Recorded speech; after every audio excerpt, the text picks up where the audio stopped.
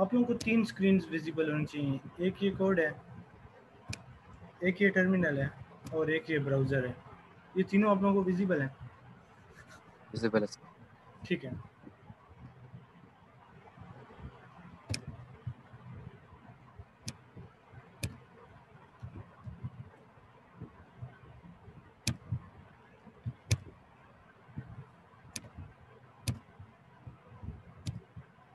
सबसे पहले समझ लेते हैं कि मैंने इंस्टॉल क्या क्या किया। मेरे सिस्टम में बहुत सी यूटिलिटीज़ थी, मैंने वो रिमूव कर दी हैं अपने पास से। ठीक है, वर्चुअल एनवायरनमेंट का कॉन्सेप्ट भी मैंने भी रिमूव कर दिया है। थोड़ा सा मुझे आइडिया हुआ कि अभी आप लोगों को नहीं पता। वर्चुअल एनवायरनमेंट एक ऐसी टर्म है, इसको समझ लेते हैं। मैंने इंस्टॉल किया हुआ है लेकिन मैंने यूज़ नहीं किया। आप लोगों के सिस्टम में एट ए टाइम आप लोग बहुत से पाइथन प्रोजेक्ट्स पे काम कर रहे होंगे। एक जिस तरह आप बता रहे हैं एक एमएल का सब्जेक्ट है, एक जिस तरह ये सब्जेक्ट है वेब टेक्नोलॉजीज़ का, हो सकता है कुछ लोग किसी और या प्रोजेक्ट में काम कर रहे हो। ठीक है, सो जब आप रूट लेवल पे जाके पिप इंस्टॉल समथिंग करते हैं, पिप इंस्टॉल जेंगो, पिप इंस्टॉल नमपाई और पिप इंस्टॉल फ्लास्क करते हैं, ठीक है, तो वो आपके पास ओवरऑल रूट लेवल पे इंस्टॉल हो जाती है।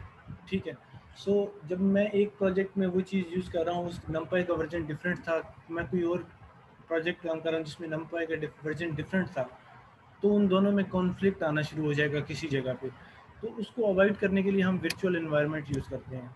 मीन्स कि ये कंटेनर है एक किस्म का, आप इसे वर्चुअल मशीन समझ लें, लेकिन ये वर्चुअल मशीन नहीं है। आइडिया समझने के लिए आप इसे वर्चुअल मशीन कह सकते हैं कि आपकी रूट लेवल स्पेस में एक छोटी सी स्पेस क्रिएट कर देता है आपके अपने प्रोजेक्ट के लिए। ठीक है, सो जो चीज़ मैं पाइथन की लाइब्रेरी इसके अंदर इंस्टॉल करूँगा उसका स्कोप उसके अंदर ही रहेगा, उससे बाहर नहीं होगा। ठीक है, अगर फॉर एग्जांपल मैं यहाँ पे जाके एट द मोमेंट को फ्रीज करता हूँ,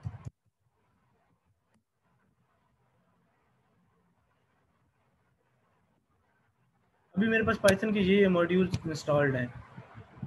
ठीक है, अगर मैं रूट लेवल पे सारी चीज़ें इंस्टॉल करना शुरू करता हूँ तो वो सब प्रोजेक्ट्स के लिए अवेलेबल हो जाएंगी और वो सबको इफेक्ट करेंगी। ठीक है,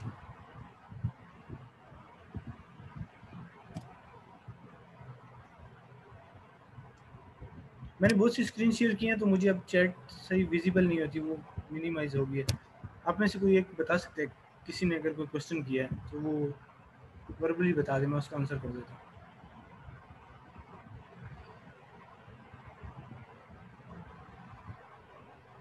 नहीं सर, कोई क्वेश्चन नहीं है। ओके, सो वर्चुअल एनवायरनमेंट इस तरह है कि मैं एक अपना स्कोप बनाता हूँ अपने प्रोजेक्ट के लिए। अब मैंने भी ये फॉर नाउ ये सोचा है, अगर आप लोग कहेंगे तो उसे चेंज कर देंगे कि मैं जो भी अब से जो पाइथन का कोड होगा उसे गिटहब पे होस्ट कर दूँ। आप लोग उसका पुल ले लें अपने पास और उसे इंस्टॉल करते हैं। ठीक है, आप लोगों में से एक चीज़ आप लोगों ने कॉमन देखी होगी, अगर आप गिटहब से कोई प्रोजेक्ट उठाते हैं तो आपके पास एक फाइल होती है requirements.txt, देखी होगी आप लोगों ने।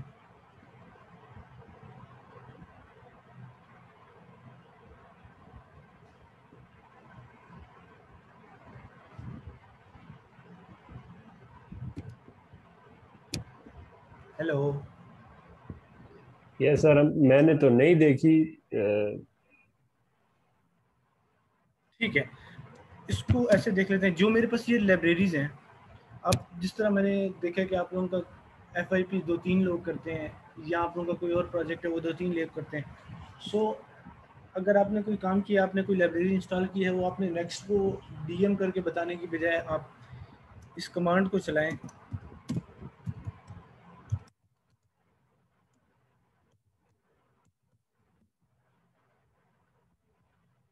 अगर मैं यहाँ हूँ तो उसने एक फ़ाइल बना दी है requirements.txt। ठीक है, उसमें जितनी भी लाइब्रेरीज इंस्टॉल्ड हैं वो यहाँ पे इसमें आ जाती हैं, लिस्टेड हो गई हैं। सो जो नेक्स्ट बंदा जिसको वो प्रोजेक्ट चाहिए, जिसने वो बोल लेना है, तो वो अपने पास जब भी इंस्टॉल करनी हो तो वो इस फाइल से इंस्टॉल कर सकता है। ठीक है, उसकी कमांड भी पिप इंस्टॉल -r करके requirements.txt करेंगे तो वो ये लाइब्रेरीज यहाँ पे इंस्टॉल्ड हो जाएंगी। क्योंकि ये मेरे पास अभी पहले से इंस्टॉल्ड हैं तो मैंने इन्हें इंस्टॉल नहीं किया। ठीक है, इसका वर्चुअल एनवायरनमेंट का ये फ़ायदा होता है। हर प्रोजेक्ट का आइडियली एक अपना वर्चुअल एनवायरनमेंट होता है जो आप यूज़ कर रहे होते हैं, और आप उसी में लाइब्रेरीज इंस्टॉल करते हैं। आप उसमें कुछ चेंज कर रहे हैं तो आप दोबारा ये कमांड रन करेंगे, उसकी रिक्वायरमेंट्स फाइल अपडेट हो जाएगी, आप गिट पे दोबारा पुश कर देंगे और नेक्स्ट बंदा जो पुल लेगा वो दोबारा एक बार ये कमांड रन कर देगा पिप इंस्टॉल -r requirements.txt, तो उसके पास दोबारा से प्रोजेक्ट सेटअप हो जाएगा जो चीज़ उसमें चेंज हुई है। इस पॉइंट तक किसी को कन्फ्यूजन?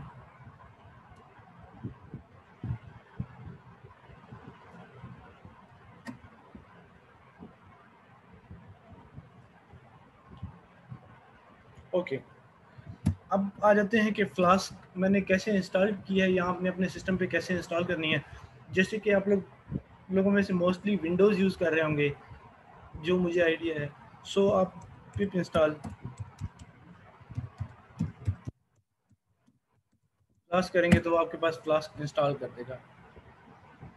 ठीक है, मेरे पास ये अभी मैंने कुछ टाइम पहले इंस्टॉल किया है तो उसने इंस्टॉल नहीं की, वरना एक कमांड से आपके पास फ्लास्क इंस्टॉल हो जाएगी। ठीक है, इंस्टॉलेशन में किसी को मसला, वर्चुअल एनवायरनमेंट में किसी को मसला, requirements.txt जो मैंने यहाँ पे जनरेट किया है इसमें किसी को कोई मसला?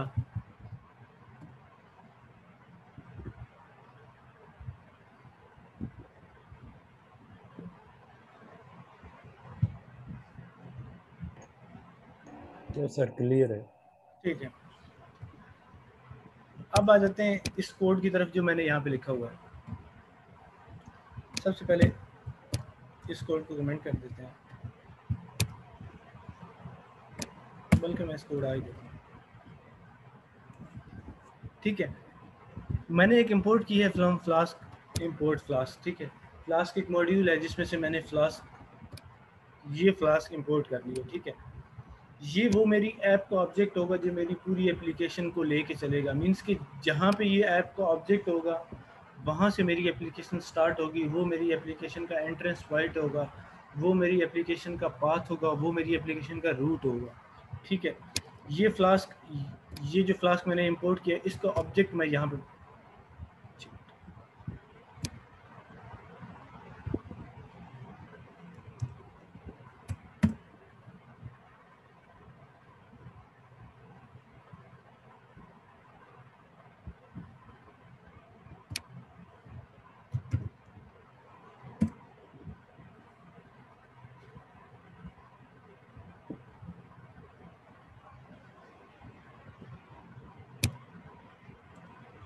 आप लोगों को स्क्रीन विजिबल है अभी भी इसकी कोड की?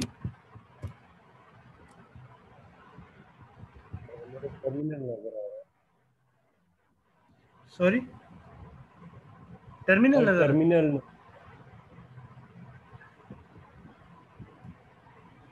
मैं दोबारा शेयर कर देता हूँ।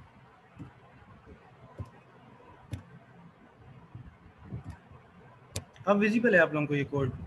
एडिटर है होगा ये। Yes sir.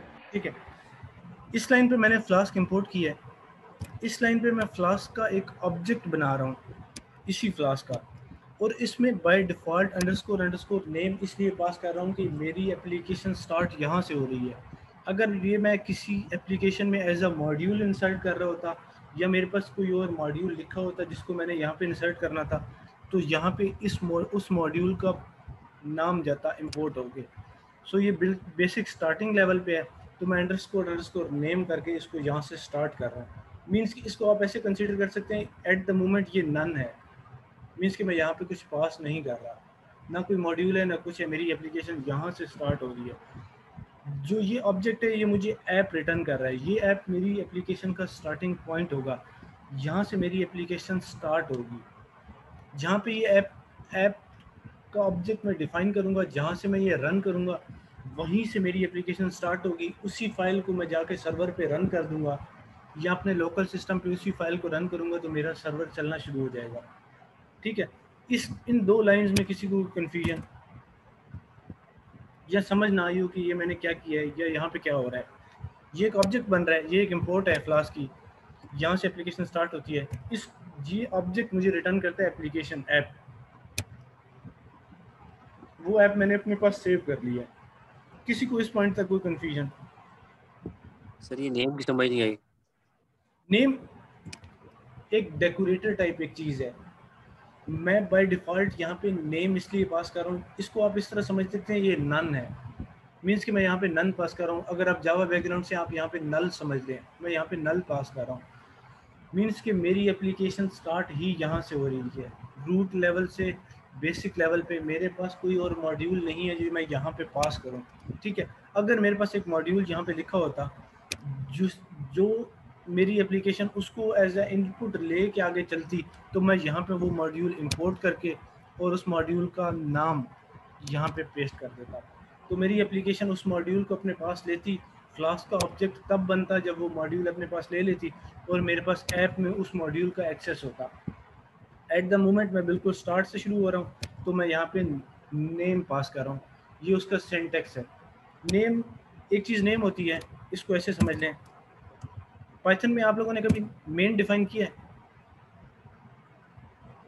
पाइथन में मेन डिफाइन किया किसी ने कभी? कैसा डिफाइन किया? हाँ, तो उसमें भी आप नेम यूज करते हैं डबल अंडरस्कोर के साथ। Yes sir. ये सेम वही नेम है जो वहां पे यूज करते हैं, ठीक है। आगे जब जाएंगे आहिस्ता आहिस्ता तो हम इन चीज़ों को समझना शुरू कर देंगे, ठीक है। ये चीज़ें कहाँ से आ रही हैं, कैसे यूज़ हो रही हैं, क्यों यूज़ हो रही हैं, ठीक है। एट द मोमेंट मैं सिर्फ आप लोगों को ये बता रहा हूँ कि ये चीज़ें चल रही कैसे हैं। जब नेक्स्ट लेवल पे जाएंगे फिर हम इसकी थोड़ी सी डेप्थ देखेंगे कि ये चीज़ क्यों पास करनी हो रही है। इस ऑब्जेक्ट की हम डेफिनेशन देखेंगे, ये पीछे डिफाइन कैसे है, और फिर उसको आगे लेके चलेंगे, ठीक है। एट द मोमेंट आप ये समझ लें कि ये नन है, ठीक है। ये एक ऑब्जेक्ट बन रहा है जिसको यहाँ पे ऐसे समझ लें कि नन पास हो रहा है, ठीक है।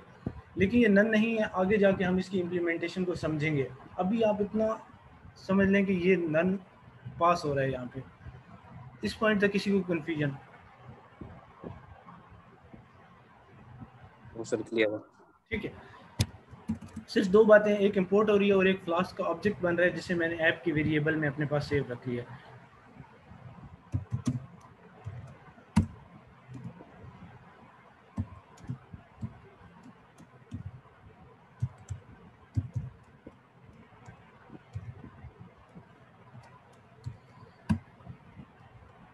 ये लाइन तो आप लोगों में से बहुत से लोगों ने देखी होगी जिन्होंने पाइथन पे कभी कोई काम किया होगा कि पाइथन में मेन ऐसे डिफाइन करते हैं।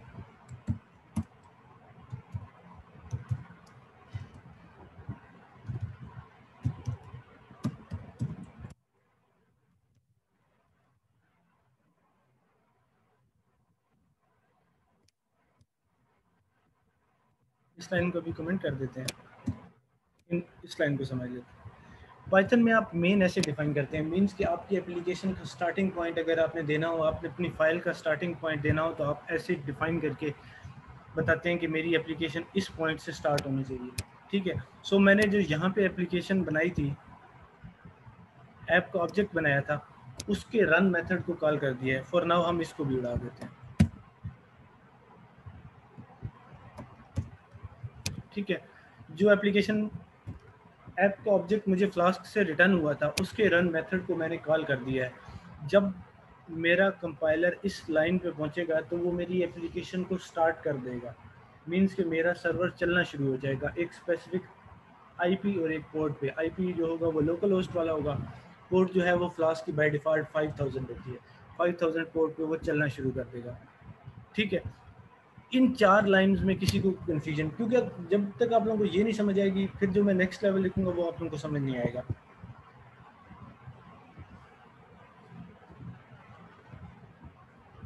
सही समझ आ गया। ठीक है, मैं पाइथन का एक मेथड डिफाइन करता हूँ।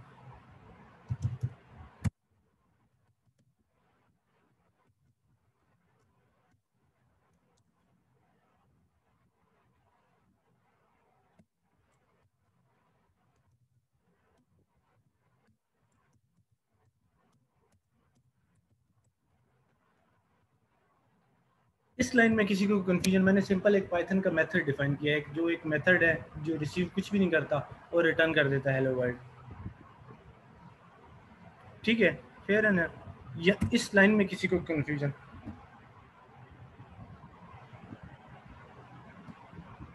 क्लियर है।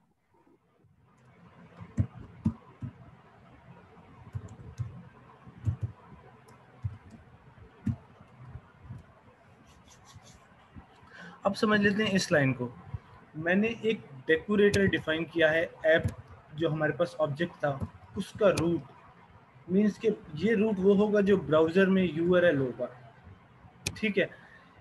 ये मेथड जो मैंने यहाँ पे डिफाइन किया था, मैंने फ्लास्क को ये बताया कि जब ये रूट ब्राउज़र में हिट हो तो आपने ये मेथड कॉल कर देना है, ठीक है। तो एप्लीकेशन का फ्लो कुछ ऐसे होगा कि फ्लास्क इंपोर्ट होगी, फ्लास्क का ऑब्जेक्ट बनेगा, फ्लास्क यहाँ पे नहीं आएगा, flask app dot run main method में आ जाएगा यहाँ पे, ठीक है। पहले सबसे पहले इंपोर्ट्स होती हैं, हमेशा इंपोर्ट्स होंगी, यहाँ से ये रन होगा, जो ऑब्जेक्ट यहाँ पे बना हुआ है ये रन होगा, तो ये एप्लीकेशन चलना शुरू होगी। और जो मेरा इंडेक्स का मेथड है, मैंने फ्लास्क को ये बताया हुआ कि जब भी ब्राउज़र में स्लैश का मतलब होता है इंडेक्स, मीन्स के कुछ भी ना हो, जो डिफ़ॉल्ट सर्वर का URL है, जब वो हिट हो तो आपने रिटर्न हेलो वर्ल्ड कर देना है, ठीक है। इस पॉइंट तक किसी को कन्फ्यूजन, रूट मीन होती है जो ब्राउज़र में ये URL है। अगर मैं इसको यूज़र कर दूंगा तो ये भी रूट है, अगर यूज़र/12 कर दूंगा ये भी रूट है, बाय डिफ़ॉल्ट ये भी एक रूट है। इस पॉइंट तक किसी को कन्फ्यूजन, ये भी एक सर्वर का रूट है, अगर आप देखें तो ये भी रूट है, view/this/this, ठीक है। तो उसने एक इंडेक्स डिफाइन किया होगा, जो व्यू होगा उसका एक मेथड कॉल हो रहा होगा, उसने कुछ वेरिएबल्स हैं जो वो गेट की बेस पे गेट करेगा, जो अभी हम कुछ देर तक देखेंगे, और ये सेकंड वेरिएबल है जो उसने गेट किया हुआ है। इस पॉइंट तक किसी को कन्फ्यूजन, फिर मैं सर्वर स्टार्ट कर देता हूँ।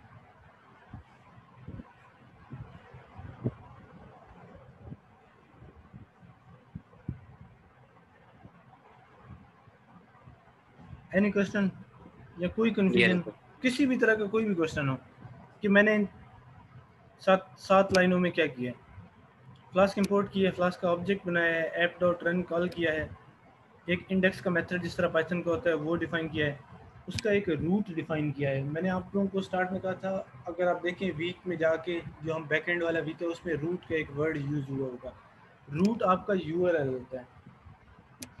रूट डिफाइन किया है, ऐप का डेकोरेटर डिफाइन किया है, उसमें रूट मेथड कॉल किया है और बताया है कि रूट क्या होना चाहिए, ठीक है। उस रूट के अगेंस्ट ये मेथड कॉल हो रहा है, ठीक है।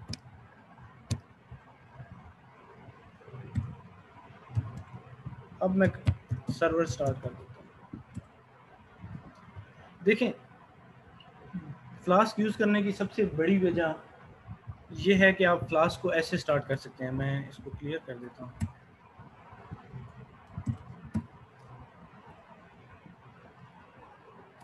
आपने नॉर्मल पाइथन की फाइल जिसको चलाना हो, अगर आप उसने हेलो वर्ल्ड भी लिखा हो तो आप उसको ऐसे चला सकते हैं, एग्जैक्टली ऐसे ही चलाते हैं आप लोग, पाइथन index.py या पाइथन hello.py या जो भी कोड हो आप उसको ऐसे चला सकते हैं, ठीक है। सो मैं इसी तरह इसको चला देता हूँ। मेरे पास सर्वर एक्टिव हो गया, सर्वर चलना शुरू हो गया। अगर आप देखें तो रनिंग ऑन 127/5000 पे चल रहा है, ठीक है। अगर मैं यहाँ पे जाके इस URL को हिट करूँ तो वो मुझे हेलो वर्ल्ड रिटर्न कर रहा है, ठीक है। इस पॉइंट तक किसी को कन्फ्यूजन, फिर मैं आप लोगों को एक चीज़ बताता हूँ कि मैंने एक छोटी सी चीज़ रिमूव की थी, वो मैंने क्यों लिखी हुई थी। इस पॉइंट तक किसी को कन्फ्यूजन, मैंने सर्वर स्टार्ट कैसे किया है, मैंने जो छोटा सा कोड लिखा हुआ है सर्वर का वो कैसे लिखा हुआ है, किसी को कन्फ्यूजन?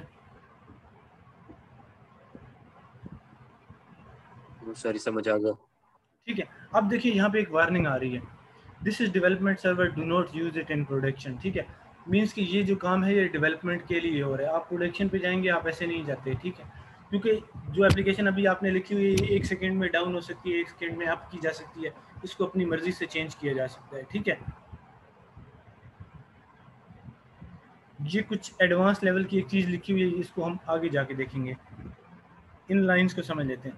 जो ये गेट आपको शो हो रही है, जितनी बार मैं यहाँ पे हिट करूँगा आपको ये यहाँ पे शो होंगी। अब ये 3 हो गई हैं, मीन्स कि इस URL पे मैंने गेट किया, ये टाइम है, ये होस्ट था, ठीक है। उसका स्टेटस ये आया है 200, ठीक है। एक लाइन जो यहाँ पे लिखे हुए डिबग मोड ऑफ, ठीक है। अगर मैं इसको हेलो वर्ड को चेंज कर दूँ, इसको हेलो कर दूँ या हेलो फ्लास्क कर दूँ, और मैं इसको दोबारा रिफ्रेश करूं तो ये पुराना ही शो करेगा, क्योंकि मैंने इसका डिबग मोड ऑफ किया हुआ है। ठीक है, अगर मैं इस सर्वर को बंद करूं और इस सर्वर को दोबारा चलाऊं तो अब जब वो लोड होगा तो वो नया डाटा लेके आया। ठीक है, क्योंकि मैंने इसका डिबग मोड अभी भी ऑफ रखा हुआ है। ठीक है, मैं इस सर्वर को बंद करता हूं।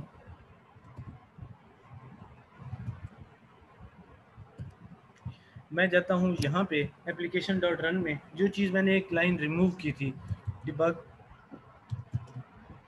इक्वल टू, और मैं इसको दोबारा चलाता हूं।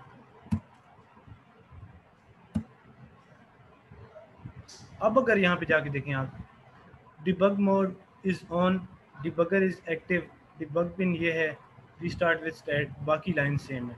ठीक है, सो मैं इसको जाके रिफ्रेश करता हूँ, ये आ गया। अब अगर मैं चेंज करूँ इसको,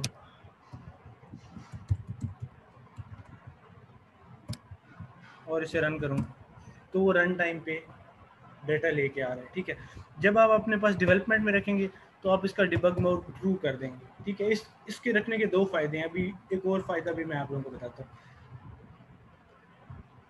ठीक है, डिबग मोड ऑन रखा है, जो अब मैं चेंज करूंगा वो वहां पे शो होगा। किसी को कोई कंफ्यूजन इस पॉइंट तक, मैं फिर एक और रूट डिफाइन कर लेता हूँ, ताकि हम दो रूट्स के साथ कम्युनिकेट करें, उनके साथ थोड़ा बहुत डाटा सेंड करें इधर उधर से। इस पॉइंट तक किसी को कोई कन्फ्यूजन, ये बिल्कुल बेसिक लेवल है। अगर आप लोगों को ये समझ आ गया तो फिर हम आहिस्ता आहिस्ता आगे मूव कर सकते हैं। सर ये आपका ब्राउजर के अंदर वेब पेज ओपन कैसे हुआ लोकल होस्ट वाला? ये वाला, ये देखिए इसने एक यूआरएल बताया हुआ, ये वाला मैंने इस यूआरएल को कॉपी करके वहां पे पेस्ट कर दिया। ठीक है, उसने मुझे बताया कि सर लेकिन इधर मेरे मेरे पास एक एरर आ रहा है, an exception has occurred, used %tb to see the full traceback. आप कोड भेज सकते हैं। Okay sir.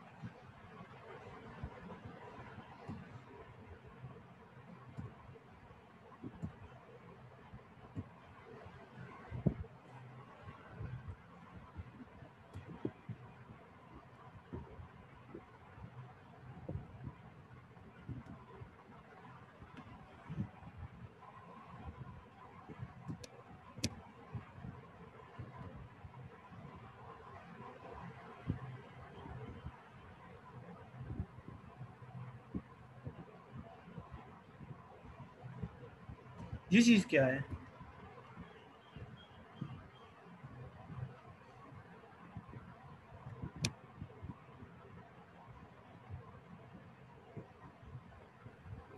तो ये वही कोड है जो आपने भी कोड किया था।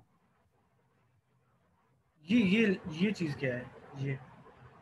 ये लाइन नंबर आ रहा है साथ, जब आपने कॉपी किया था। नो सर, मैं नोटबुक फाइल के ऊपर कर रहा हूँ, तो जब मैंने उसे पाइथन में कन्वर्ट किया तो उसने उसको वो कर दिया क्या? इनपुट में app.debug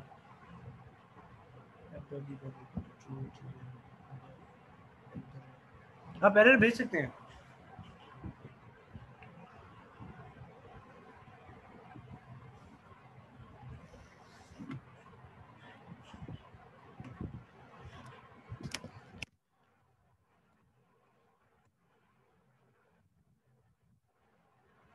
This is the development agreement.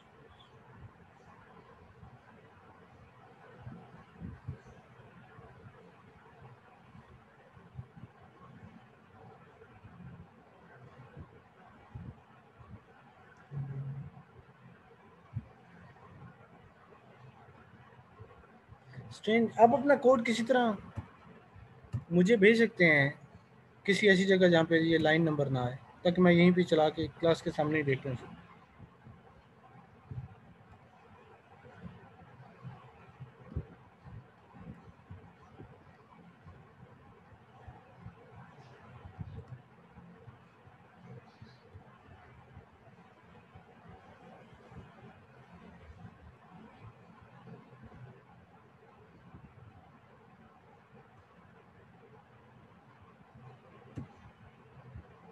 आप अपना कोड मुझे इधर ग्रुप में भेज दें।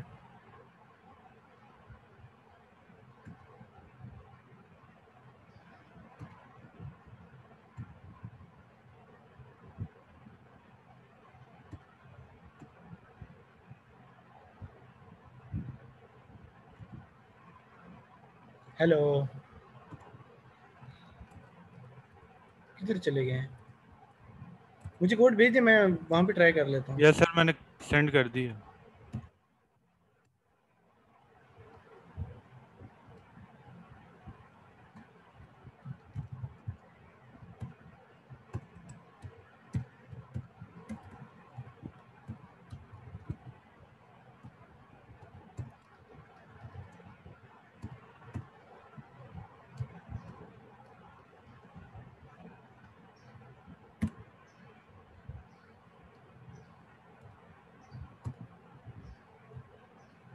आपने यहाँ पे डबल अंडरस्कोर नहीं लगाई ना?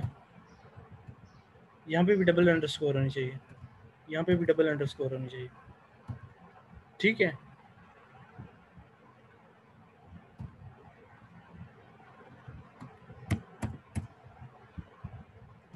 एरर समझ आ गया आपको?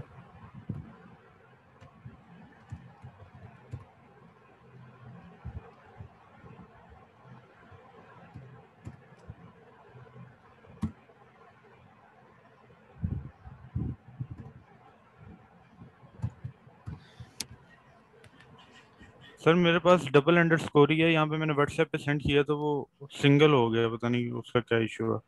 मैंने इधर चैट के अंदर आपको सेंड किया हुआ जूम के, उसके अंदर से कॉपी कर लें। उसमें लाइन नंबर आ जाता है ना। चलिए मैं किसको नो सर, मैंने दोबारा सेंड किया।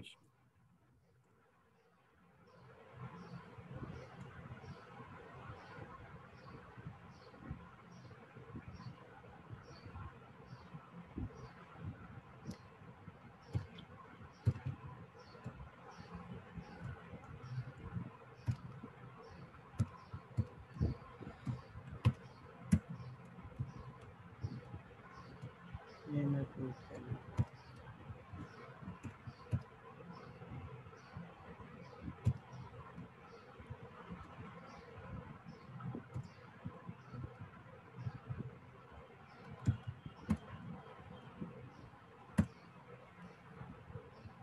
मेरे पास चल गया।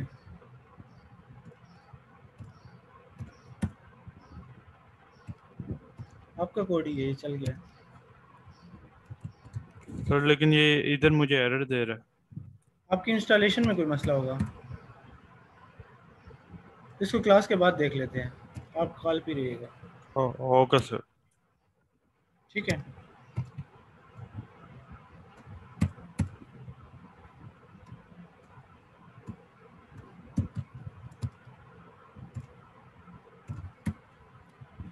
मैंने अपना पुराना कोड रिवर्ट कर दिया है।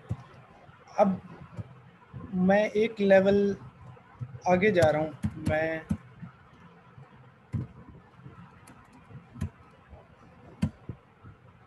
इसको होम कह देते हैं।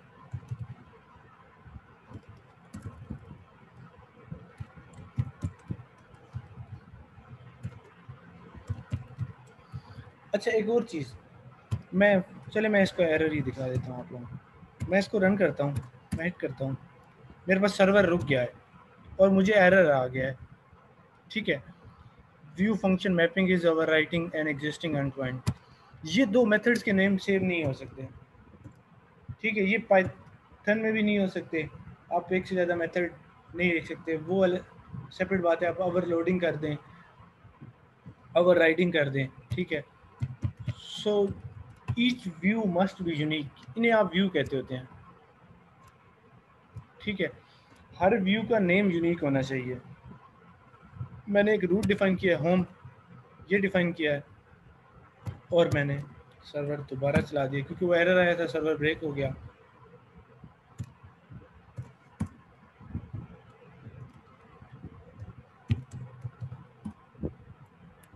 ठीक है, इस पॉइंट तक किसी को कोई कंफ्यूजन?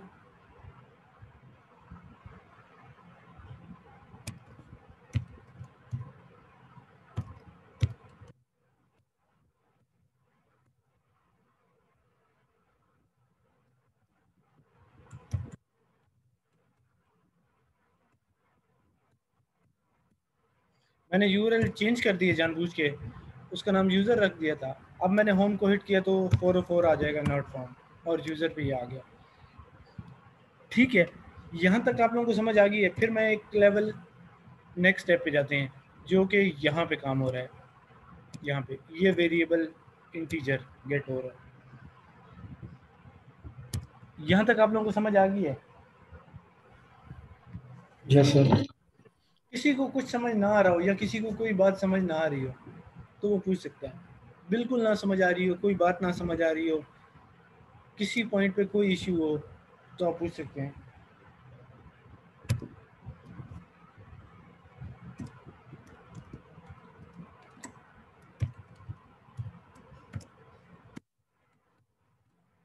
ठीक है, अब मेरा टारगेट ये है कि मैं यहाँ पे यूज़र स्लैश 1 लिखूँ जिस तरह यहाँ पे था। यहाँ पे एक नंबर आ रहा है व्यू स्लैश दिस, तो वो उस नंबर को मैं अपने पास गेट करूँ और उस नंबर को यहाँ पे प्रिंट कर दूँ। ठीक है, ये यूज़फुल कहाँ पे होता है? हम छोटी छोटी एग्जांपल देख रहे हैं। ये यूज़फुल कहाँ पे होगा? जब हम किसी यूज़र की प्रोफाइल के ऊपर मूव करते हैं, आप यूज़र्स की लिस्ट आ रही है, आप किसी यूज़र की प्रोफाइल पे क्लिक करते हैं, या कंट्रीज़ की लिस्ट आ रही थी, आप किसी कंट्री के ऊपर क्लिक करते हैं तो वो एक नेक्स्ट पेज पे जाता है जिस पे आपने देखा होगा कंट्री स्लैश आगे नंबर आ रहा होता है। तो वो क्या करता है, बैक एंड एक उस नंबर को गेट करता है जो आपके पास यहाँ पे नंबर आ रहा होता है, और फिर उस नंबर को अपने पास व्यू में ले आता है यहाँ पे, और कुछ प्रोसेसिंग करके जो डाटा व्यू कराना होता है वो व्यू करा देता है। ठीक है, सो मैं जो ये नंबर है इसको अपने पास गेट करूँगा। वेरिएबल डिफाइन करने का ऐसे तरीका होता है, विच मीन्स कि अब जो यहाँ पे आए यूज़र के बाद है उसको मुझे यूज़र आईडी में वो चीज़ चाहिए। सो मैं उसको अपने फंक्शन को पास कर दूंगा। फंक्शन उसे यूज़र आईडी के वेरिएबल में रिसीव कर लेगा और मैं एक एफ स्ट्रिंग डिफाइन करता हूँ उसे शो कराने के लिए। यूज़र आईडी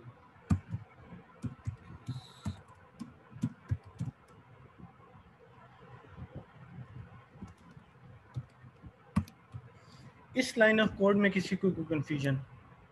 मैंने यहाँ पे एनोटेशंस के थ्रू वो डिफाइन किया है कि एक यूज़र आईडी जो हो वो मेरे पास यूज़र आईडी के वेरिएबल में आनी चाहिए, उसको मैंने यहाँ पे रिसीव किया है और यूज़र आईडी को एफ स्ट्रिंग के थ्रू मैंने यहाँ पे प्रिंट कर दिया। सो अब अगर मैं यहाँ पे जाके 1122 करूँ तो मेरे पास वो चीज़ यहाँ पे आ गई है। अब जो यहाँ पे यूज़र आईडी है उसको मैं डिफरेंट पर्पसेस के लिए यूज़ कर सकता हूँ। यहाँ पे आइडियली मेरे पास जो आईडी आई है उसको मैं डीपी के थ्रू एक क्यूरी लगाऊंगा, वहाँ से यूज़र का डेटा गेट करूँगा और वो डेटा यहाँ पे शो करा दूंगा। ठीक है, किसी को कंफ्यूजन इस पॉइंट तक? ये छोटी छोटी चीज़ें लिख रहे हैं। अभी हम HTML के कोड को अंदर नहीं लेके आए, अभी हम सिर्फ सर्वर से कुछ स्ट्रिंग रिटर्न कर रहे हैं वापस। फिर आहिस्ता आहिस्ता हम HTML के कोड को अंदर ले आएंगे। एक HTML फाइल आज हम एम्बेड करके जो हमारा बूटस्ट्रैप वाला फॉर्म था उसको दोबारा इसमें शो करा के देखेंगे। किसी को कंफ्यूजन इस पॉइंट तक?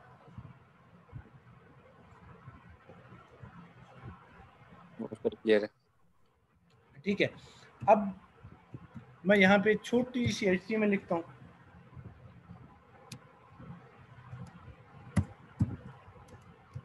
मैंने एक ए डिफाइन किया, ए को क्लोज किया,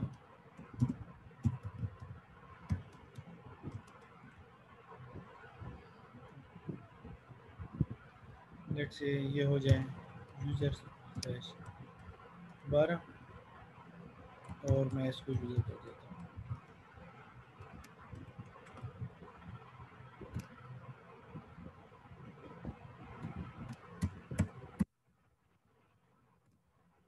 यूजर इस 12। मैंने एक छोटी सी एग्जांपल दिखाई। जिस तरह आपको मैंने कहा था कि एक यूज़र की लिस्ट आ रही होगी जिसमें हम जिस यूज़र पे क्लिक करेंगे वो उस यूज़र के पेज पे चला जाएगा और उस यूज़र की आईडी को गेट करेगा अपने पास, उससे प्रिंट कर देगा। मैंने क्लिक किया, यूज़र/12 पे चला गया, उसने यूज़र गेट कर लिया अपने पास। इस पॉइंट तक किसी को कन्फ्यूजन?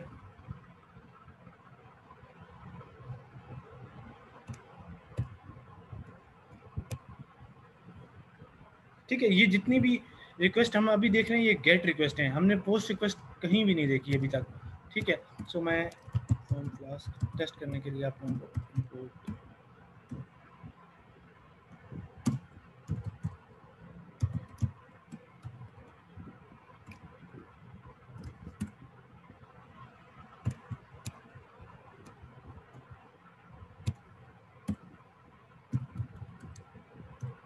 अच्छा, जिस तरह जावास्क्रिप्ट के डिबगर को मैं कंसोल के थ्रू देख रहा था, इसमें मैं डिबगर लगा के मैं किसी पॉइंट पे एग्जीक्यूशन रोकना चाहता हूँ और मैं चेक करना चाहता हूँ कि अभी मैं किस पॉइंट पे हूँ, कौन सा डाटा आ रहा है, रिक्वेस्ट का मेथड कहाँ पे है। सो उसके लिए जो मोस्टली मैं यूज़ करता हूँ वो ये बिल्ट इन ब्रेक पॉइंट का मेथड है, विच मीन्स कि जब मेरा यूज़र का राउट यहाँ पे हिट होगा, मेरा क्लाइंट मीन्स के ब्राउज़र जब मेरे सर्वर को इस जगह पे हिट करेगा तो सर्वर की एग्जीक्यूशन इस पॉइंट पे आके रुक जाएगी। अब मैं चाहता हूँ, अगर आप देखें तो मेरी सर्वर की एग्जीक्यूशन यहाँ पे रुक गई है, वो रनिंग स्टेट में है। ये डाटा जो आ रहा है आपके पास ये पुराना आ रहा है, अभी तक सर्वर चला नहीं है, अपनी जगह पे रुका हुआ है, वो हवरिंग में है क्योंकि मेरे सर्वर ने उसको रिस्पॉन्स ही नहीं किया। सो अगर मैं यहाँ पे जाके अब यूज़र आईडी टाइप करूँ तो ये 12 है। ये विजिबल है आप लोगों को?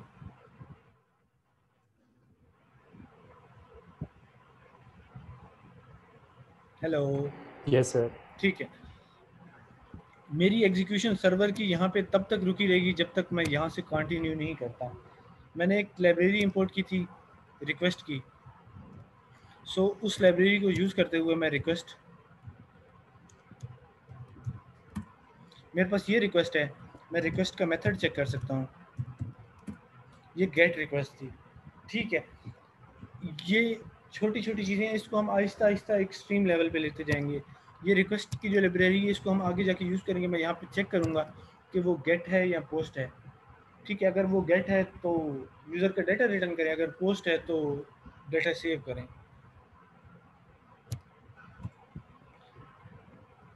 अब मैं इसको कंटिन्यू करने लगा हूँ तो मेरा सर्वर यहाँ से आगे निकल जाएगा। ये अभी भी हवरिंग में है। मैं सी यूज़ करता हूँ, सी फॉर कंटिन्यू, तो आप देखें गेट की रिक्वेस्ट लगी है सर्वर को और उसने वो डाटा रिटर्न कर दिया। इस पॉइंट तक किसी को कन्फ्यूजन कि मैंने ब्रेक पॉइंट कैसे यूज़ किया था और रिक्वेस्ट का मेथड यूज़ करके गेट मेथड कैसे निकाला है, या मैंने सर्वर को हॉल्ट करके एक जगह पे पॉज करके कुछ चीज़ें देखी हैं अपने पास, वेरिएबल्स वगैरह, और फिर सर्वर को दोबारा चला दिया है। इस पॉइंट तक किसी को कन्फ्यूजन? सर आप ये रिपीट कर दें, आपने डिबगिंग मोड लगाया था। ठीक है, मैं दोबारा रिपीट कर देता हूँ। देखिए, इसको पहले ऐसे समझ लेते हैं। मैं लेट्स सपोज ये वैल्यू जो मैं यहाँ पे लिख रहा हूँ ये यहाँ पे ठीक प्रिंट नहीं हो रही, या मैं चाहता हूँ कि इसकी एग्जीक्यूशन रोक के जो मेरे पास यहाँ पे अगर 4-5 कमांड्स लिखी हुई हैं मैं उनको 1 बाय 1 खुद एग्जीक्यूट करके देख लूँ। ठीक है, कि वो कैसे चल रही हैं, कहाँ पे मसला आ रहा है, ईच स्टेप पे देखने की किस चीज़ की वैल्यू क्या है। सो उसके लिए मैं ब्रेक पॉइंट का बिल्ट इन पाइथन का मेथड यूज़ करता हूँ। जब लाइन नंबर 13 पे मेरा सर्वर आएगा, इस यूआरएल को हिट करेगा, ये मेथड कॉल होगा, और जब इस लाइन पे आएगा मेरा सर्वर पॉज स्टेट में चला जाएगा। मैं इसको दोबारा हिट करता हूँ, आप देखें मेरा सर्वर पॉज स्टेट में चला गया।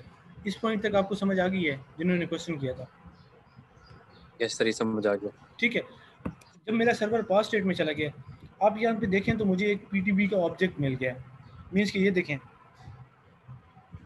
लाइन नंबर यहाँ पे, ये लाइन नंबर अगर आप लाइन 14 देखें तो ये लाइन 14 आपको यहाँ पे नज़र आएगी। मीन्स कि इस लाइन से पहले पहले हमने सर्वर की एग्जीक्यूशन को पॉज कर दिया। ठीक है, इस लाइन से पहले सर्वर की एग्जीक्यूशन रुक गई है हमारे पास। सो इसे मैं अब मैंने टेस्ट करना है कि मेरे पास कौन सा वेरिएबल था। सो मैं यूज़र आईडी प्रिंट करूँगा तो वो यूज़र आईडी की वैल्यू जो यहाँ पे डिफाइन है, ये यूज़र आईडी, उसे मैं यहाँ पे टाइप करके उसकी वैल्यू गेट कर सकता हूँ अपने पास। ठीक है, इसी तरह रिक्वेस्ट का ऑब्जेक्ट जो कि मैंने यहाँ पे लाइब्रेरी डिफाइन किया है, हर रिक्वेस्ट का ऑब्जेक्ट यहाँ पे आ रहा होता है व्यू में। सो मैं रिक्वेस्ट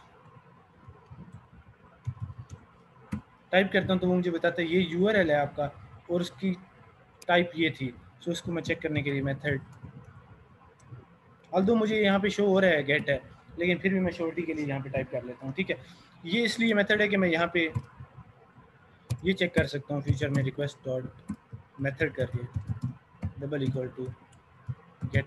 अगर गेट है तो सर्टन ये कर दें, एल्स में जो भी आपकी लॉजिक लिखी हुई आप वो लिख सकते हैं। ठीक है, ये पॉइंट आपको क्लियर है? यस क्लियर हो गया। ठीक है, जैसे ही मैंने उसको रिमूव किया, यहाँ पे जाऊँगा, वो सर्वर दोबारा कंटिन्यू हुआ, आपका पेज यहाँ पे रिटर्न हो गया। ठीक है, ये वो था यूज़र, यहाँ से क्लिक किया यूज़र ये आ गया। ठीक है, अब मैं आपको बताता हूँ डिबग का एक और यूज़। मैं यहाँ पे जस्ट टेस्टिंग के लिए लिस्ट डिफाइन करता हूँ और लिस्ट में कुछ भी रख देता हूँ। ये सिर्फ मैं आपको बता रहा हूँ कि डिबग का फ़ायदा क्या होता है। सो मैं यहाँ पे जाके लिस्ट डॉट स्प्लिट, ऑल्दो ये मेथड इनवैलिड है, ठीक है, सिर्फ मैं एरर जनरेट करने के लिए लिख रहा हूँ। मैं जाके इसको हिट करता हूँ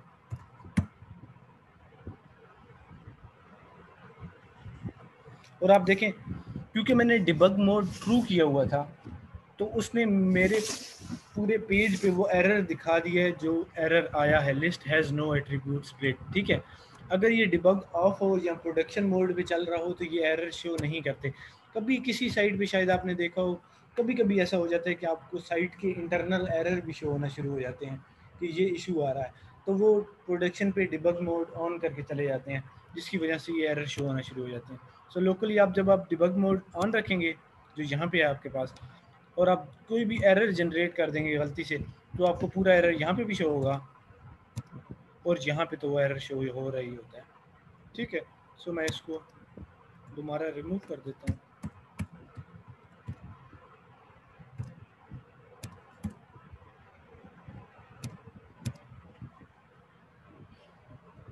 इस पॉइंट तक किसी को कंफ्यूजन?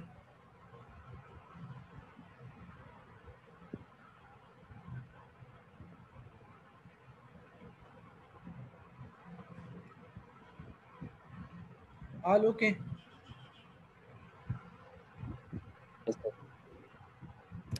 ठीक है, अब हम एक स्टेप आगे जाके इस फाइल को मैं डिलीट कर देता हूँ। एक स्टेप आगे जाके हम HTML टेम्पलेट्स देखते हैं। ठीक है, और फिर डायरेक्टरी स्ट्रक्चर आहिस्ता सा कॉम्प्लेक्स करते हैं थोड़ा सा, और फिर हम देखते हैं कि हम अपने बूटस्ट्रैप वाले उस फॉर्म को यहाँ पे रेंडर कैसे कर सकते हैं। ठीक है, इस पॉइंट तक किसी को कंफ्यूजन?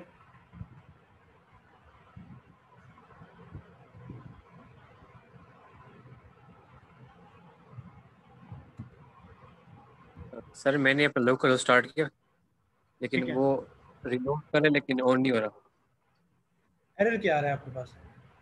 एरर कोई भी नहीं आ रहा सर, वो बस सिर्फ ऊपर से रिलोड कर रहा है, ऑन नहीं हो रहा। वो वेटिंग किसी फॉर लिखा हुआ है। वेटिंग फॉर, टर्मिनल पे वेटिंग फॉर आ रहा है? नो सर, ब्राउजर में। टर्मिनल पे क्या आ रहा है? सर वो वहाँ स्टार्ट हो गया। आपने पोर्ट ठीक दिया है और आईपी ठीक दिया है? Yes sir. ये जो दो के मसले हैं, दो स्टूडेंट्स के मसले हो गए, आप क्लास के बाद इधर जाइएगा, फिर क्लास के बाद इसे देख लेते हैं। ठीक है?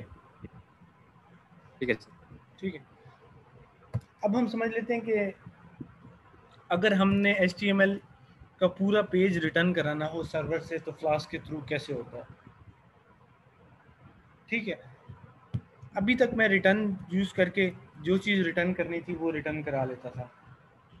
अब आहिस्ता सा मैं एक फाइल बनाता हूँ,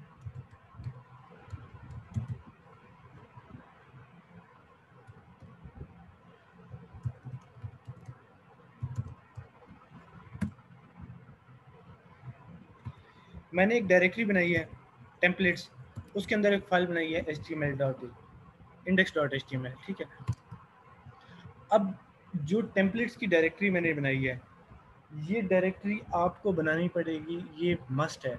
मींस कि जहाँ पे आपकी ऐप डिफाइन है, जिस रूट लेवल पे लेक्चर 2 में आपकी ऐप डिफाइन है इंडेक्स में, उसी लेवल पे आपकी टेम्पलेट्स की डायरेक्टरी डिफाइन होनी चाहिए। ठीक है, आपकी फ्लास्क एप्लीकेशन जो है वो टेम्पलेट्स के अंदर HTML फाइल को सर्च करती है। ये कुछ डायरेक्टरी स्ट्रक्चर है, हम आहिस्ता आहिस्ता आज सिर्फ टेम्पलेट्स को देखेंगे, फिर आगे जाके बाकी देखना शुरू करेंगे। वो टेम्पलेट्स के अंदर जाके HTML, अगर आप यहाँ पे लेट्स सपोज डिफाइन करते हैं रिटर्न, ऑल्दो ये सिंटैक्स गलत है, HTML index.html करते हैं, तो वो index.html इस रूट लेवल पे नहीं देखेगी, वो टेम्पलेट के अंदर index.html देखेगी। अगर आपने डिफाइन किया हुआ है कि home/index.html, तो वो टेम्पलेट के अंदर होम का फोल्डर देखेगी और उसके अंदर index.html देखेगी, आपकी जो फ्लास्क की एप्लीकेशन है। सो टेम्पलेट्स जो फोल्डर है उसके अंदर आपकी सारी HTMLs की फाइल आ जाती हैं। इस पॉइंट तक किसी को कंफ्यूजन?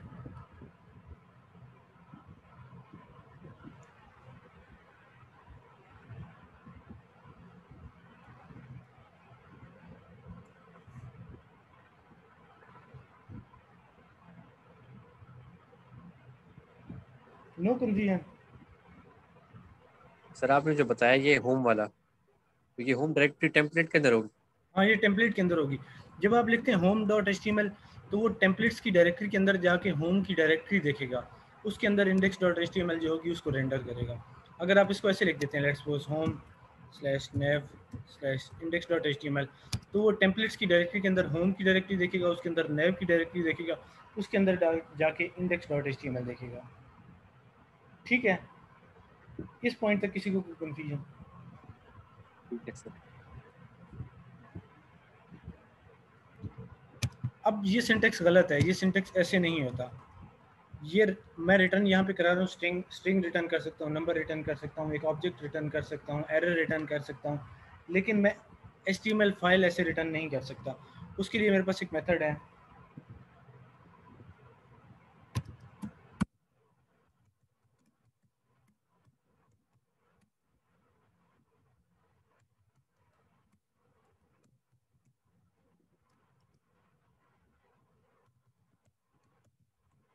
ठीक है। ये जो रेंडर टेम्पलेट है असल में वो टेम्पलेट के फोल्डर को लुकअप करता है। मींस कि ये रेंडर टेम्पलेट के फोल्डर को जाके ढूंढता है इस रूट डायरेक्टरी में, उसके अंदर आपकी जो फाइल पड़ी होगी वो उसको रिटर्न करेगा। सो जब मैं लिखूंगा रेंडर टेम्पलेट स्लैश index.html, सो ये रेंडर टेम्पलेट्स मीन आपकी रेंड, इसको समझने के लिए हम ऐसे लिख सकते हैं कि टेम्पलेट्स index.html, ठीक है। index.html ये होगी रेंडर टेम्पलेट, जो है वो आपका रेंडर टेम्पलेट्स की डायरेक्टरी पे जाके रुकता है। ये काम थोड़ा सा और भी करता है, लेकिन अभी हम उसको नहीं समझेंगे, हम उसको एक नेक्स्ट लेवल पे जाके समझेंगे। For example at the moment आप ये समझ सकते हैं कि ये template/index.html की इक्विवेलेंट है। इस पॉइंट तक किसी को confusion?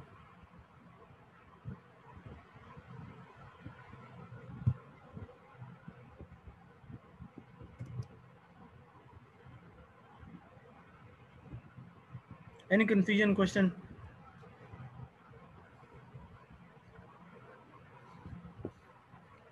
No sir. Okay.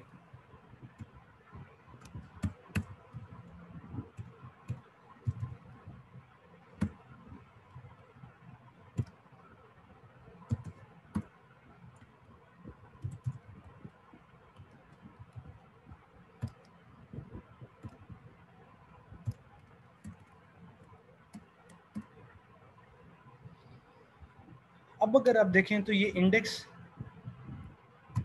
Index की फाइल से आया है, ना कि यहाँ पे मैंने इंडेक्स रिटर्न किया है। इसको समझने के लिए हम पूरा बूटस्ट्रैप का कोड उठा के ले आते हैं। ठीक है, मैंने इंडेक्स यहाँ पे रेंडर टेम्पलेट्स की डायरेक्टरी में गया, उसने index.html की फाइल उठाई, उसको रिटर्न कर दिया सर्वर एंड से। मीन्स कि जब आप ये API हिट करते हैं तो वो index.html रिटर्न कर देते हैं। इस पॉइंट तक किसी को कंफ्यूजन?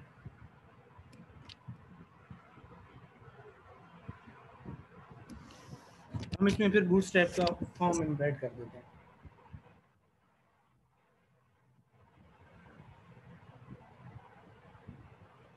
ठीक है,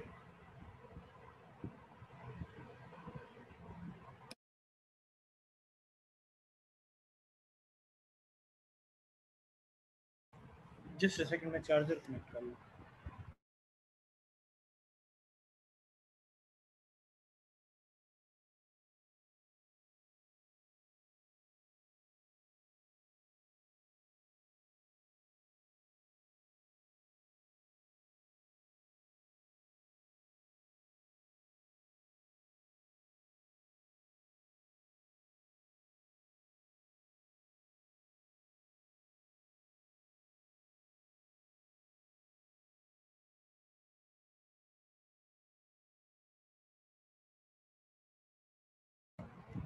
ठीक है, इस पॉइंट तक किसी को कंफ्यूजन या कोई चीज़ समझ ना आई हो?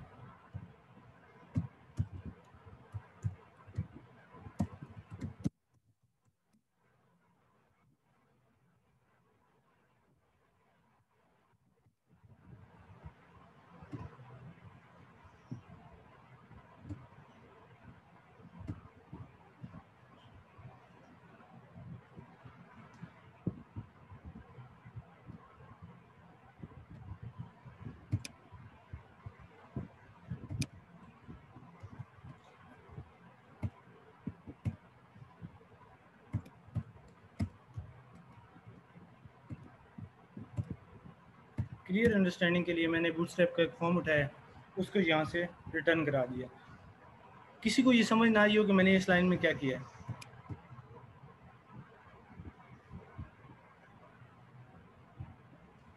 सर समझ आ गया। ठीक है,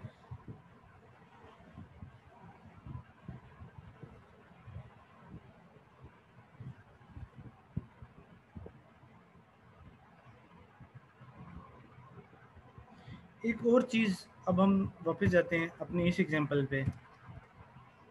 हम देखते हैं कि इसकी टाइप डिफाइन कैसे हो सकती है। मीन्स के यूज़र आईडी जो आ रही है वो इंटीजर ही होनी चाहिए, तो वो उसको हिट करेगा, उसको प्रिंट करेगा, अदरवाइज वो उसको इग्नोर कर जाएगा। सो मैं लेता हूँ यूज़र, उसने कहा नॉट फाउंड। अगर मैं इसको ऐसे कर देता हूँ तो उसने गेट कर दी। ठीक है, सो यहाँ पे मैं इंटीजर भी डिफाइन कर सकता हूँ, मैं स्ट्रिंग डिफाइन कर सकता हूँ, मैं फ्लोट डिफाइन कर सकता हूँ, मैं पाथ डिफाइन कर सकता हूँ। वो नेक्स्ट लेवल पे जाके देखेंगे। सो अगर आपने रिस्ट्रिक्ट करना हो कि यहाँ पे सिर्फ इंटीजर ही आए, अगर मैं यहाँ पे अब कुछ ऐसा टाइप करूँ तो वो फॉर देगा, और सिर्फ मैं इंटीजर दूँ तो वो उसको एक्सेप्ट करेगा। ठीक है, किसी को ये ना समझ आई हो सिंटैक्स ये मैंने क्या लिखा है?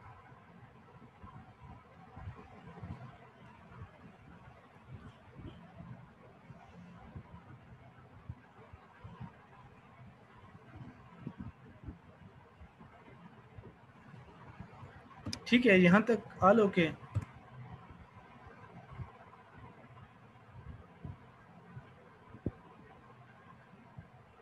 Yes sir, okay. ठीक है, एक और चीज़ आज देख लेते हैं छोटी सी, उसके बाद अगर आप और सिंक इन कर सकें तो फिर उसको आगे चलते हैं, वरना आपके क्वेश्चंस देख लेंगे या क्यूरीज वगैरह देख लेंगे।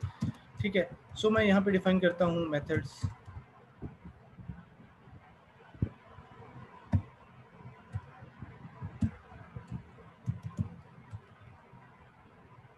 और मैं इस यूआरएल को दोबारा हिट करता हूँ। ठीक है, अब मैं इसको चेंज कर देता हूँ। ये मैं आप लोगों को समझाता हूँ कि मैं ये क्या कर रहा हूँ।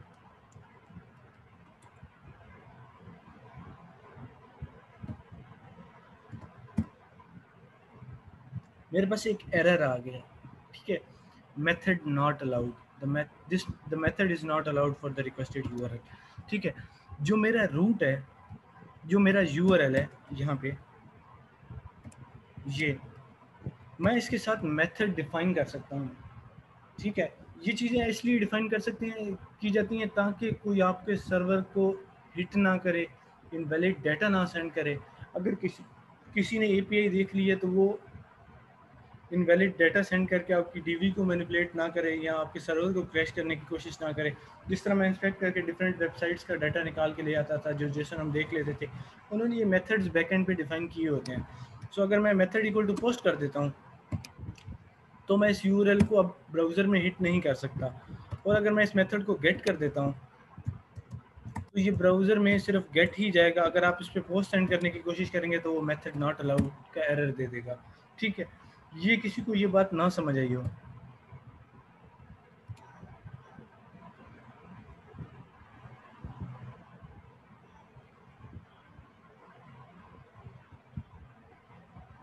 ठीक है, या तो आप लोगों को सारी समझ आ रही है या आप लोगों को बिल्कुल नहीं समझ आ रही।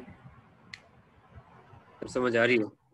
ठीक है, इस पॉइंट तक किसी को कंफ्यूजन, किसी को कुछ समझ ना आ रहा हो, या आप पूछना चाहते हो ये ऐसे क्यों है, हम ये फ्रेमवर्क क्यों यूज़ कर रहे हैं? क्योंकि देखिए ये सिंपल एक फाइल में चल गया। अगर मैं यहाँ पे जेंगो लिखता, लारावेल लिखता, कोई और फ्रेमवर्क लिखता या कुछ और यूज़ करता तो यहाँ पे एक कम से कम 7-8 डायरेक्टरीज का एक स्ट्रक्चर आ रहा होता, और पहले हम उस डायरेक्टरी स्ट्रक्चर को समझते फिर हम आगे मूव करते। मैंने एक index.html लिखी है, उसको रन किया, वो चल गया सर्वर। टेम्पलेट्स का एक फोल्डर लिखा है, उसमें टेम्पलेट लिखे हैं और वो चल गया। अगर मैं चाहूँ तो बेसिक लेवल एप्लीकेशन सिर्फ इसी डायरेक्टरी स्ट्रक्चर के साथ बना सकता हूँ और वो चल जाएगी ठीक ठाक। आप उसे जाके डिप्लॉय भी कर सकते हैं, वो चलेगी भी सही। ठीक है, एक और क्वेश्चन जो किसी ने मुझे सेंड किया था, क्या आल्दो ये कोर्स जावास्क्रिप्ट के लिए, एचटीएमएल और बूटस्ट्रैप के लिए, तो हम बैकएंड क्यों लिख रहे हैं? हम जावास्क्रिप्ट साथ साथ लिखेंगे, हम एजेक्स रिक्वेस्ट सेंड करेंगे, डाटा गेट करेंगे, सेट करेंगे, लेकिन उसके लिए हमारे पास एक बैकएंड का सर्वर होना चाहिए जो एपीआईज वगैरह लिखी होनी चाहिए, जो डाटा सेट कर सके, गेट कर सके। और वेब टेक्नोलॉजीज़ के कोर्स में हमें इतना ज़रूर पता होना चाहिए कि बैकएंड पे चीज़ें चलती कैसे हैं, रूट कैसे कहते हैं, व्यू किसे कहते हैं, कंट्रोलर किसे कहते हैं, मॉडल किसे कहते हैं, और ये चीज़ें चल रही कैसे हैं। ठीक है, एमवीसी पैटर्न आप लोगों ने नाम सुना होगा, तो उसको समझ लेते हैं। Model, view, controller. जी आपका व्यू है जो यहाँ पे शो हो रहा है, जो आपका व्यू होगा वो यहाँ पे जाएगा एट द मोमेंट, आप इसे ऐसे समझ लें। कंट्रोलर आपका ये लिखा हुआ है जो चीज़ों को कंट्रोल कर रहा है, चीज़ों को मैनिपुलेट करेगा, डाटा गेट करेगा, सेट करेगा, मॉडल और व्यू को कनेक्ट करता है आपस में, वो आपका ये लिखा हुआ है। मॉडल हमने अभी डिफाइन नहीं किया क्योंकि हमने अभी डीबी यूज़ ही नहीं की, और हम उस लेवल तक पहुँचे नहीं कि हम अपना डीबी लिख सकें और चीज़ें वगैरह मैनिपुलेट कर सकें। ठीक है,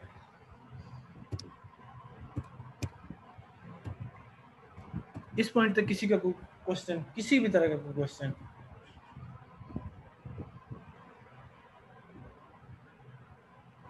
सर ये जो हमने राउट लिखा है, जी जी, ये व्यू है या कंट्रोलर है? ये टेक्निकली स्पीकिंग ये व्यू में आ जाता है, लेकिन फॉर नाउ हम इसे कंट्रोलर में लेके चलेंगे। ये दोनों असल में, अगर आप बड़े फ्रेमवर्क्स में जाएंगे तो ये पार्ट अलहदा होता है, आपके यूआरएल्स अलहदा डिफाइन होते हैं। ठीक है, लेकिन ये छोटा है फ्रेमवर्क, सो हम इसको व्यू में भी कंसीडर कर सकते हैं और कंट्रोलर में भी कंसीडर कर सकते हैं। जो अप्रोच हम लेके चलेंगे उसमें हम इसे कंट्रोलर में कंसीडर करेंगे। हम व्यू पार्ट इसको कंसीडर करेंगे जो हमारे टेम्पलेट्स की फोल्डर में है, कंट्रोलर हम इसे कंसीडर करेंगे, और मॉडल हम सेपरेटली एक फाइल में डिफाइन करेंगे, और हमारे कंट्रोलर का काम होगा कि इन दोनों को आपस में कनेक्ट करना। जो यूआरएल्स हैं वो सेपरेट एक अलग टॉपिक है, इनको पाथ भी कहते होते हैं और रूट और पाथ दोनों कहते होते हैं। ठीक है, वो एक सेपरेट टॉपिक है, उसको हम एक्सट्रीम लेवल पे जाके देखेंगे कि आप पाथ अलग कैसे डिफाइन कर सकते हैं और पाथ पे लिमिटेशंस वगैरह कैसे लगा सकते हैं। फॉर नाउ हम इस पूरे को कंट्रोलर कंसीडर करेंगे, इसको व्यू कंसीडर करेंगे, और मॉडल हम सेपरेटली बाद में लिखेंगे आगे जाके इंशाल्लाह। ठीक है, किसी को इस पॉइंट तक कोई कंफ्यूजन?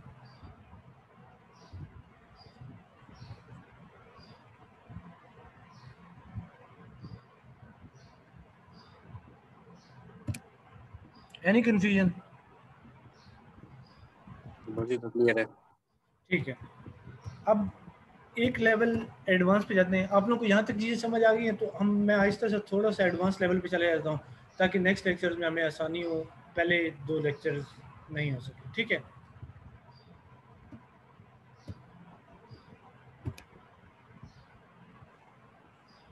यहाँ तक चीज़ें आप लोगों को समझ आ गई हैं ना?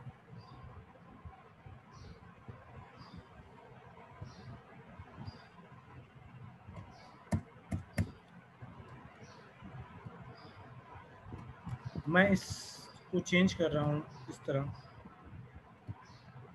और इस रूट को मैं कमेंट कर रहा हूँ।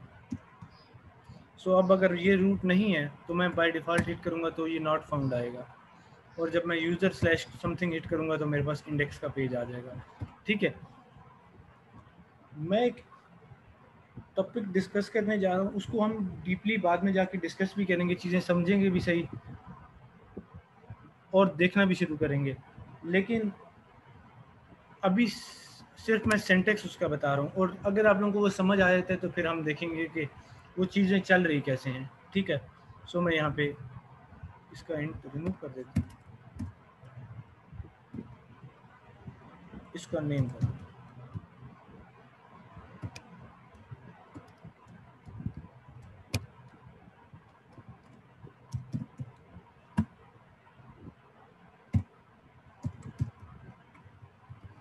ठीक है।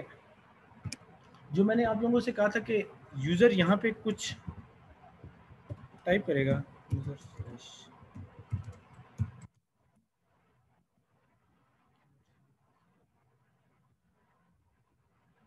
did not return a valid response of either return. Okay.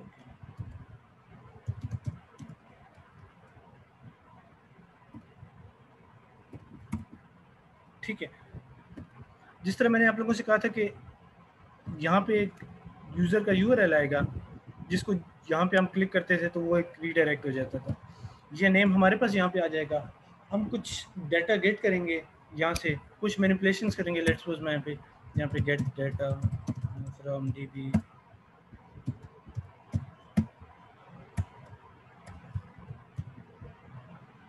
और फिर उस पर कुछ आपने कंप्यूटेशन कर दी, समथिंग कंप्यूटेशन। ठीक है, मैंने डाटा गेट DB से गेट किया, कुछ कंप्यूटेशन की।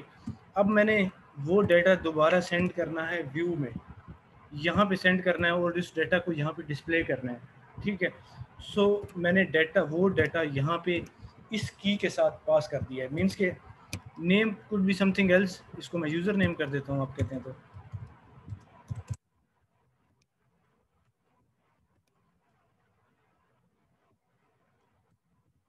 जो नाम मैं यहाँ पे रखूँगा, जो ब्लू में आपको शो हो रहा है यहाँ पे, उस नेम से मैं यहाँ पे उस वैल्यू को गेट कर सकता हूँ अपने पास और उसे प्रिंट कर सकता हूँ अपने पास। ठीक है, ये यूज़र नेम वो है जो मैंने गेट किया, वहाँ से मैंने कुछ कंप्यूटेशन की जो कि अभी हमने नहीं लिखी हुई, और फिर उस डाटा को नेम के वेरिएबल के साथ मैंने सेंड कर दिया है रेंडर टेम्पलेट में index.html के पास। तो अब अगर मैं चाहूँ तो मैं उसको यहाँ पे गेट कर सकता हूँ। गेट करने से पहले आप लोगों को ये लाइन समझ आ गई है कि ये मैंने क्या किया। मैं डाटा अपने व्यू के पास पास कर रहा हूँ कंट्रोलर से। इसको टेक्निकल टर्म्स में देखें तो ऐसे है, ये मेरा एक कंट्रोलर है, मैंने कुछ कंप्यूटेशन की कंट्रोलर पे, उसके बाद जो कि मॉडल से कनेक्टेड था, लेट्स सपोज मैंने कुछ कंप्यूटेशन की और डाटा दोबारा मैं व्यू के पास रिटर्न कर रहा हूँ यहाँ से। इस पॉइंट तक किसी को कंफ्यूजन या कुछ समझ ना आया हो? समझ आ गया। ठीक है, अब मेरे पास ये वेरिएबल यहाँ पे अवेलेबल है नेम में। ठीक है, यहाँ पे मैं लिस्ट पास कर सकता हूँ, यहाँ पे मैं ऑब्जेक्ट पास कर सकता हूँ, यहाँ पे मैं लिस्ट ऑफ ऑब्जेक्ट्स पास कर सकता हूँ, उसको कॉम्प्लेक्स करते जाएंगे। फॉर नाउ मैंने सिर्फ नेम पास किया है जो कि एक स्ट्रिंग है। ठीक है, सो मैं उसको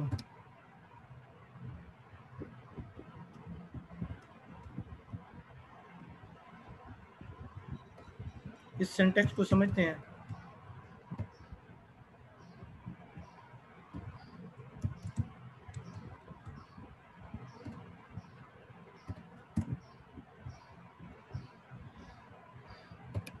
मेरा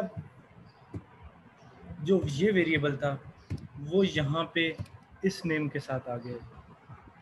इस पॉइंट तक किसी को कंफ्यूजन? ये जो चीज़ है ये एक बड़ी स्पेसिफिक चीज़ है, इसको हम नेक्स्ट लेक्चर में बड़े गौर से देखेंगे, इन चीज़ों को समझने की कोशिश करेंगे कि यहाँ पे क्या हो रहा है, ये सिंटैक्स क्या है। लेकिन फॉर नाउ मैं इन डबल करली बेसिस में इस वेरिएबल को गेट कर सकता हूँ। इसको मैं ऐसे कर देता हूँ, क्लियर विजिबिलिटी के लिए।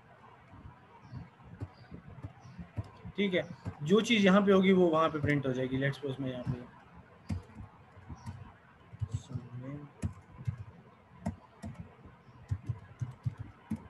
तो वो सामने में आ जाएगा। ठीक है, इस पॉइंट तक किसी को कंफ्यूजन या किसी को कुछ समझ ना आ रहा हो मैंने क्या गेट किया है? इस सेंटेक्स को भी रहने दें, जो डबल कर्ली ब्रेसेस है, ये क्या चीज़ फॉर्मुलेट कर रही हैं, बैकएंड पे क्या हो रहा है वो आगे जाके समझेंगे। अभी आप ये समझे कि मैंने वहाँ से डाटा गेट किया, यहाँ पे व्यू में सेंड किया। मैंने आप लोगों को एक छोटा सा फ्लो दिखाया कि कंट्रोलर से डाटा व्यू में पास कैसे करते हैं। ठीक है, यस सर। ओके, आज के लिए इतना काफ़ी है या थोड़ा आगे चलें? सर एक लास्ट काम करें जी जी। कि आप लिस्ट पास फिर वहाँ से लिस्ट लूप लगा के print करवा दो। नहीं, ये काम मैं करना नहीं चाह रहा, ये काम मैं इंटेंशनली नहीं करना चाह रहा। ठीक है, उसके लिए मुझे आप लोगों को वो वर्ड बताना पड़ेगा जो जो ये चीज़ है, और फिर उसको समझना पड़ेगा। मीन्स कि आइटरेटिवली क्यों हो रहा है। ये तो एक स्टैटिक HTML थी, इसमें वो चीज़ रेंडर कैसे हुई है। ठीक है, समझ रहे हैं मेरी बात? Yes sir. क्योंकि देखिए ना, ये एक index.html एक स्टैटिक फाइल है ना, वहाँ यस सर। पे उसको मैंने रेंडर HTML में पास किया। जिस तरह आप कह रहे हैं मैं यहाँ पे लिस्ट पे लूप लगाऊं, यहाँ से लिस्ट पास कर दूं, ये टेक्निकली वैलिड है और किया भी जा सकता है। नेक्स्ट लेक्चर में इंशाल्लाह इसे देखेंगे इसे। और मैं यहाँ पे लूप लगा के यहाँ पे LI बनाना शुरू कर दूं, वैसे कर देता हूँ। ठीक है, यहाँ पे ULLI बनाना शुरू कर दूं, तो यहाँ पे क्वेश्चन तो ये बनता है ना कि इसको कर देते हैं।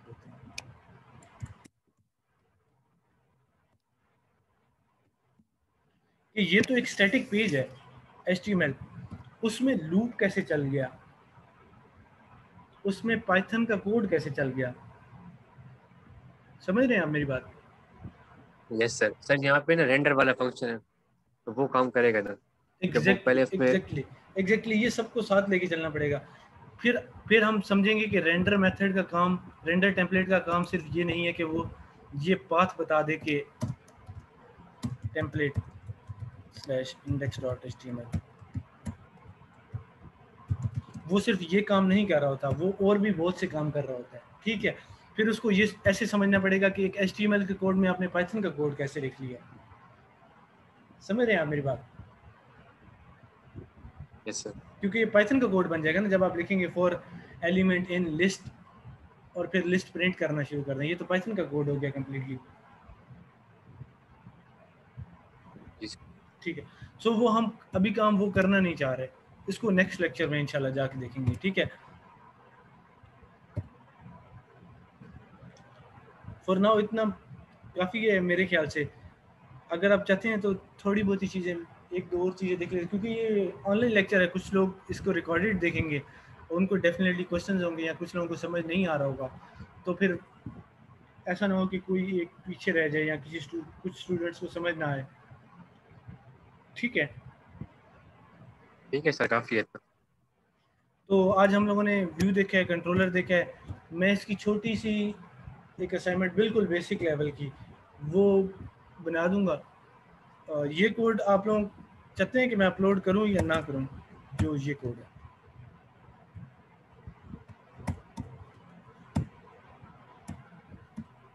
अपलोड ना करें बेहतर है, ठीक है, ताकि प्रैक्टिस कर ले। ठीक है, ये आप थोड़ी सी भी क्लास पढ़ेंगे तो ये कोड आपको समझ आ जाएगा। ठीक है, उसके अलावा ये चीज़ें हम लोगों ने देखी। मैं एक बेसिक लेवल की, बिल्कुल बेसिक लेवल की असाइनमेंट बना दूंगा, आप लोग अपनी अटेंडेंस मार्क कर दें और मैं ग्रुप में भी एक मैसेज कर दूंगा, क्योंकि आप मुझे वो चीज़ें मार्क करना शुरू कर दी हैं तो मैं आहिस्ता आहिस्ता चीज़ें मार्क करूँगा। कुछ लोगों के मैसेजेस आए हुए तो जो अवेलेबल नहीं थे, वो एक्सेप्शंस हैं। और ये कोड गिटहब पे कुछ अपलोड करना चाहिए नहीं करना चाहिए, मीन्स के अगर ये कोड स्टूडेंट्स की तरफ से रिक्वेस्ट आए कि आप लोग क्या प्रेफर करते हैं, मैं इसको गिटहब पे मूव कर दूं requirements.txt फाइल के साथ, या मैं ये फाइल अपलोड कर दूं LMS पे? सर गिटहब बेहतर रहेगा। मैं गिटहब पे, आप लोगों को गिटहब का आइडिया है? गिटहब का इंट्रो देने की ज़रूरत नहीं है। नो सर, काफ़ी यूज़ कर लो। बेस्ट है। ठीक है, मैं इसकी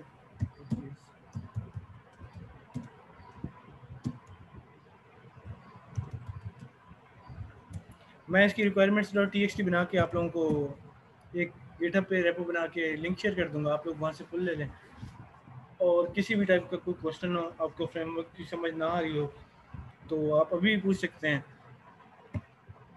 और एक स्टूडेंट थे, वो अवेलेबल हैं अभी नहीं, आई गेस नोमान अवेलेबल है क्लास में?